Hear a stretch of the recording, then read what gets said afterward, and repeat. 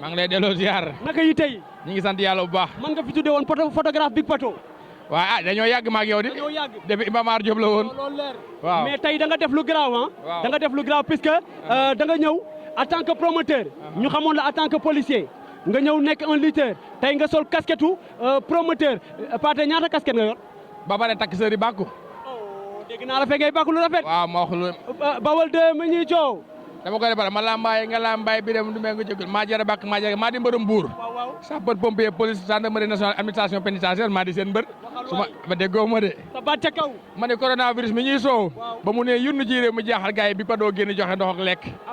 joxe masque teg ci. mais Pathé tey da nga def lu grave ah parce que lii dafay dundal sunu làmb mais nga dem jëli un gars boo xam ne il nous vient de la Hollande Duncan Johnson alias Big Pato numéro 2 nga boole ko ak kan Pape Diouf numéro 2 fils de Serigne Ndiaye inspiration bi lan moo la inspiré fan ngay xalaate sama waa ji man damay toog ni sama kër rek benn affaire ñëw sama xel rek ma bind teg jël note dama toogoon gis violence bi sonaloon nañu lool làmb ji mënul yàgg ñu ne xale yi daal neexu ñoo bokkal jotaay man leen si mën na nekk mais day fekk kii jiite rek man suma boo jiitoo pour man ñëpp ku ñëw non violence ngay woote parce que mooy sama cassette moo tax ma indi non violence day boole jeeg sama ndox mi Sindia ak Séral di ko maye bu ngeen ko ñemee xam ngeen ni bokkul ak yeneen ndox yi loolu moom fi indi Hollande bi nga xam ne daf ma nekk dëkk bi dëkkam xool ma ci internet sama image nekk mu ñëw jàpp ci ne dem man maay référence am loolu pour man exemple la pour les tuddee la boppam mu tuddee ma boobu Pato numéro 2 loolu vraiment fierté la pour man ak Sénégalais yëpp war cee fier mon frère mais tu vas devoir t'exprimer en français hein parce que tey da nga def jëf yi da nga ko rendre international c'est un gars qui vient de la Hollande un Hollandais qui doit livrer un combat contre un Sénégalais avant tout comment avez-vous préparé la journée d'aujourd'hui monsieur Pathé Boye alias Big Pato. D'abord, permettez-moi de remercier les autorités de la police et les autorités étatiques d'abord. Qui vous ont permis de réaliser ce rêve que je peux dire. Moi, je suis un jeune Sénégalais, j'ai des ambitions et j'ai des objectifs dans la vie. Je me dis que je suis l'ambassadeur de la non-violence. L'objectif que tu t'es fixé, c'est quoi? Réaliser quoi? Faire de sorte que la lutte sénégalaise soit le sport numéro 1 et un sport sans violence, un sport attractif et faire revenir les sponsors. Aujourd'hui, vous avez vu des sponsors qui m'ont accompagné. Ça veut dire que les gens sont en train de reprendre confiance et de revenir petit à petit. Et je remercie aussi Sindia Austral et Bach Transport aussi qui sont vraiment bons et tous les parrains de la journée, que ce soit Alex Africa, ZFC, Dakar Apple, Sindia, Mahanda Shop et les autres amis de L'objectif, monsieur, l'objectif c'est quoi? Gagner de l'argent ou rendre la lutte internationale ou aider les jeunes à trouver les combats? C'est quoi l'objectif? L'objectif c'est de rendre la lutte internationale et de donner une autre image de la lutte sénégalaise en attendant d'avoir l'autre objectif qui est de rendre la lutte attractive et lucrative. Beaucoup plus attractive. Attractive, exactement, okay. C'est ça. Mais aujourd'hui, le Hollandais qui doit affronter le Sénégalais, tu mises sur qui? Si tu devais miser, tu miserais sur qui? À moi, en tant que promoteur, je ne peux pas être partie prenante. Donc, je vais dire que le meilleur gagne, mais je sais que l'Hollandais a des objectifs. Il veut venir juste apprendre la lutte. Pour son premier combat, il n'a pas la pression de toute façon de gagner. Il lui a donné un gros morceau, puisque Pape Diouf numéro 2, c'est un excellent lutteur. En tout cas, après, lors du combat, on verra ce qu'il a préparé. On verra. Inch'Allah. On se capte après. Ça va, il y a vraiment mes soeurs, mes nièces qui sont là. Et la représentante de Sindia. Tout ça, ce sont mes nièces, mes neveux qui travaillent dans le... Moi, représente Sindia. Pas moi, ça m'a rappelé aussi. Fatima, mon marketing, la communication. Ñi aussi sama jarbaat lañ sama rak ñom ñep ñoo fi nek ñe amna ku jóge ba Italie sax ñëw soxna si aussi jóge États-Unis ñëw vraiment maa ngi remercier ñëpp di gërëm ñoom Abdou Sène ñoom Père Bass staff bi Pato ñëpp sama boy yëpp daal waa Mbour ñëw ñëpp déplacé ñoom ni jaay teenante lamb aw ma seen fay dina gën a yaatu après merci mon frère jàmm ci yow how are you brother? I'm good, man. You? How do you feel? Amazing. And what about the business? The business? Your business?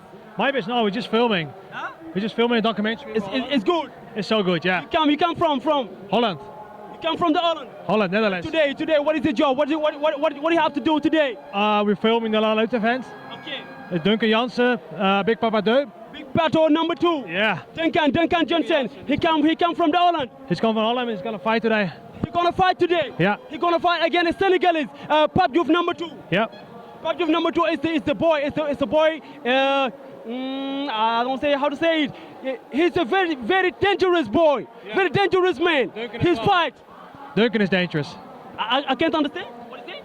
He is dangerous. You believe? You're wrestler. You believe Duncan? Oh, I always believe. Yeah. Duncan Johnson. He's gonna win. Do you believe that he gonna beat his challenger? Oh, He can beat him. You can beat him with full of respect, but you can beat him. You can beat him. Yeah. Big Pato number 2, Duncan Johnson. Yeah. But you know him. I know him good, yeah. You know you live together with him in Holland. Yeah. And you believe in his quality. Yeah, he's a good boxer. He's a good boxer. A good boxer. Wrestling, he just started out. He's a good fighter in general, and he's a rugby player. I played with rugby with him all my life. Thank you. He used to be my coach. He's the best, man. Thank you. Yeah. Thank you. Thank you. See you next time. Thank you, my brother. Aha, sama gars yi waaw mi ngi noonu waa documentaire lay tourné moom moo ñëw ànd ak kii di Duncan Johnson ñu gën ko xam ci turu Big Pato numéro 2 moo war a bëre ak kan Pape Diouf numéro 2 tey la samedi 12 février 2022 le promoteur Pathé Boy à la tête de la structure Big Pato Event moom moo organisé. Hi, my brother. Hi, what's up, brother? Hi, what's up? I'm good, brother. What's your name? Duncan. Duncan Johnson. Yeah, that's it. From the Island. Wait, Why you are here today? I'm on a mission to go out and meet warriors and learn from them.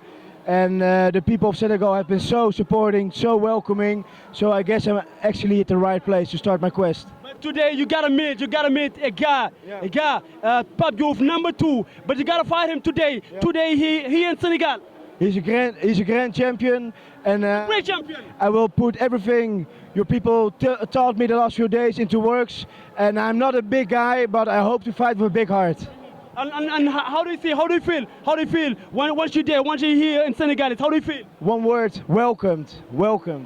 Yeah. But Pape, do you think that you can beat him? I don't know. I can know. I can control the ref. I can control the adversary, but I can control my actions, and they will be 100% focused on winning. You trust yourself. Yeah. How many combats are you active? You got how many combats? 0. How many fights in Holland? 0. 0. Well, But you are a boxer. yeah. You are a boxer. A rugby player. Rugby? Rugby. Rugby player. Yeah. And how many win in your career? Rugby? You. Plenty. How many fight in your career? This will be my first.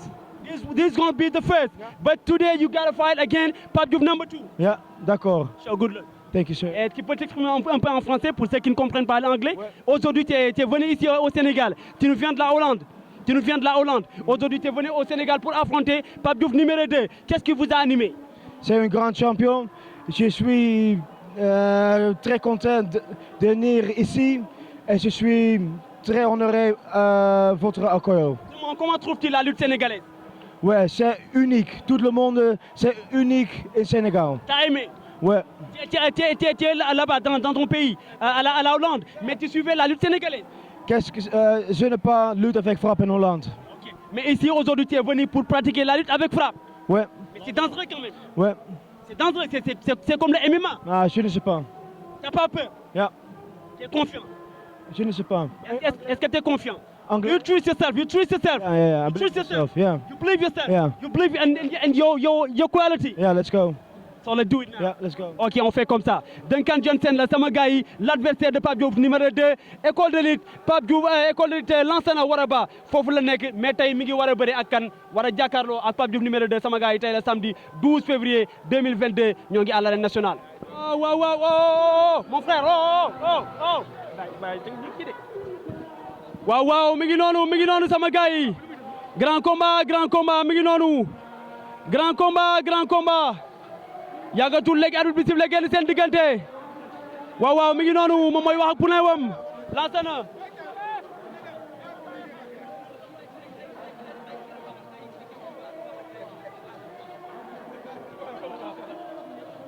Waaw, jëlal ma ko mi ngi noonu. Pare na. Mi ngi noonu pare na. Waaw, pare na. Aha. Arbitre bi sifflé na génn seen diggante. Sama gars yi tey la samedi 12 février 2022 ñoo ngi à l'arène nationale. Le promoteur Pathé Boy à la tête de la structure Big Pato Event moom organisé. Waaw, mi ngi noonu. Attention, Serigne Ndiaye numéro 2 face à Big Pato numéro 2. Serigne Ndiaye numéro 2 face à Duncan Johnson, alias Big Pato numéro 2. Le combat d'aujourd'hui est un combat spécial qui oppose un lutteur qui nous vient de la Hollande, qui doit affronter qui? Un lutteur purement, un lutteur sénégalais. Le Sénégalais s'appelle Pape Diouf numéro 2. Le Hollandais, il s'appelle lui. Le Hollandais s'appelle Duncan Jensen alias Big Pato numéro 2. C'est un combat spécial aujourd'hui samedi 12 février 2022. On est à l'arène nationale. Le promoteur Pathé Boy à la tête de la structure Big Pato Event est à l'origine. Attention, attention, attention, Pape Diouf jëlee na ko daan na ko. Pape Diouf daan na ko. Pape Diouf daan na Duncan Jensen. Pape Diouf daan na ko. Pape Diouf numéro 2 daan na Duncan Jensen alias Big Pato numéro 2. Pape Diouf numéro 2 bëre na bëre bi daan na ko jël bu rëy. Pape Diouf daan na ko. Pape Diouf daan na ko. Pape Diouf numéro 2 fils de Serigne Ndiaye daan na Big Pato numéro 2 mi ngi noonu lamb ji jeex na. Lamb ji jeex na Pape Diouf numéro 2 bëre na bëre bi daan na Duncan Jensen alias Big Pato numéro 2 lii la woon sama gars yi lamb ji jeex na. Lamb ji jeex na il est fair play Duncan il est fair play ndeysaan dem na encourager adversaire am. Il est allé encourager son bourreau. Il a perdu le combat. Le Hollandais, le lutteur hollandais, il a perdu son combat. Il a perdu face à qui? Face à Pape Diouf numéro 2. C'était un combat de test. C'était la première fois qu'il devait livrer un combat ici au Sénégal, mais il a perdu la lutte. C'est la lutte sénégalaise. Lamb sénégalais là, c'est la lutte sénégalaise. Waouh waouh. Son adversaire a eu raison de lui, Pape Diouf numéro 2. Il est beaucoup plus expérimenté. C'est pas un boxeur, c'est un lutteur. C'est un leader, il est sorti victorieux de son combat. Il a terrassé de fort belle manière. Il l'a terrassé sans forcer, sans trop d'efforts. Sans trop d'efforts. Pape Diouf numéro 2 sort victorieux de son combat. Il a terrassé Duncan Jensen alias Big Pato numéro 2. Aujourd'hui, samedi 12 février 2022, on est à l'arène nationale. Le promoteur Pathé Boy à la tête de la structure Big Pato Event est passé par là. La journée d'aujourd'hui porte la structure de Big Pato Event. Voilà, Pape Diouf numéro 2 sort victorieux de son combat bëre na bëre bi daan na ko jël bu rëy daan na Duncan Jensen alias Big Pato numéro 2 sama gars yi combat bi jeex na lamb ji jeex na boobu nekkoon grand combat bi combat test la woon waaye nag Big Pato numéro 2 Duncan Jensen lamb sénégalais la premier combat am fii ci Sénégal da koo ñàkk waaw noonu la fa demee lamb ji jeex na combat bi jeex na lamb ji jeex na. sama gars yi ziar atan mbokk internet yi nuyu nañ leen ziar nañ leen fi ñu leen daan nuyoo di leen wax ne tey si dañ déplacé woon ñëw ba fii ci arène nationale bi tey le samedi 12 février 2022 ñoo ngi woon à l'arène nationale le promoteur Pathé Boy à la tête de la structure Big Pato Event moom moo organisé woon première journée grand combat bi mu joxoon ko kan Duncan Jensen le Hollandais face à qui Duncan Jensen ñu gën ko xam ci Pape Diouf numéro 2 moom moo fi affronté kii di Pape Diouf numéro 2 moom moo nekkoon grand combat bi waaye gars yi gis ngeen tubaab bi ñëw na dajeeg sénégalais bi waaye sénégalais bi may ko dara dañ ne le pays de la teranga Pape Diouf numéro 2 teral na ko waaw dalal na ko waaye bi waxtu bëre jotee Pape Diouf numéro 2 dafa bëre ak moom jàpp ko daan ko ndeysaan dumawu ko xeexul ak moom xam naa ne loolu yërmande la mais bëre nañu Pape Diouf numéro 2 moom moo daan jël bu rëy kii di Duncan Jensen ñu gën ko xam ci turu Big Pato numéro 2 amoon nañ fa aussi combat Boy Ndoy face à Bass numéro 2 moom moo nekkoon combat spécial bi Boy Ndoy bu Thiès moom moo fi daan kii di Bass numéro 2 ñu am fi aussi Boy Reef bu Thiaroy ak Badou Boy moom moo fi am ndam ci kii di Boy Reef Soxor Clé bu Grand Yoff bëre na fi ak Boy Faye Soxor Clé moom moo am ndam ci Boy Faye Hôtel Dior numéro 2 Grand Yoff bëre na fi ak Papa Doudou mais là aussi combat bi tax na suuf lool mais Hôtel Dior numéro 2 moom lañ jox ndam li Suukar bëre na fi ak Tafa Niang Suukar bëre na fi mais Suukar dafa ñàkk Suukar bëriwul ak Tafa Niang ay waay maa ngi nelaw de c'est pas Tafa Niang qui l'a affronté Suukar mi ngi bëre ak kii di Socé numéro 2 la bëreel Socé numéro 2 moom moo daan kii di Suukar gis nañ fi aussi Papis Junior moom moo fi bëre ak Amul Yagal Papis Junior moom moo daan kii di Amul Yagal daan ko jël bu rëy jël bu leer jël bu amul benn werante bañ gàccee bëre na fi ak kii di Bébé Saloum numéro 2 ñu naan ko Paykung bu buun Paykung moom moo fi daan kii di bañ gàccee amoon nañ fi aussi le combat Ama bu Siteu ak Ardo 55 moom moo daan Ama bu Siteu ñu amoon fi aussi Xeeru Fass ak Jamu numéro 2 bu Tiwaawoon Jamu numéro 2 moo fi am ndam ci kii di Xeeru Fass sama gars yi lii la woon tey la woon samedi 12 février 2022 ñoo ngi woon fii ci arène nationale bi le promoteur Pathé Boy à la tête de la structure Big Pato Event moom moo organisé woon ma leen di joxaat dig daje ba beneen yoon ziaraat jàngeen jox sama gars yi